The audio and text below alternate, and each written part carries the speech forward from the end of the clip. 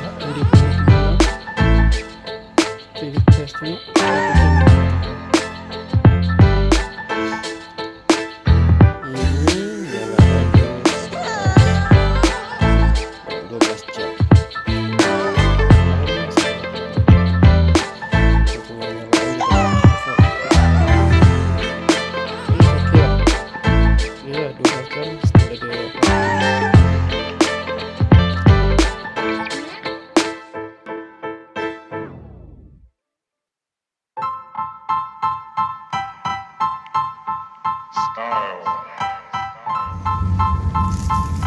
Style is the answer to everything. A fresh way to approach a dull or dangerous thing. To do a dangerous thing with style is what I call art.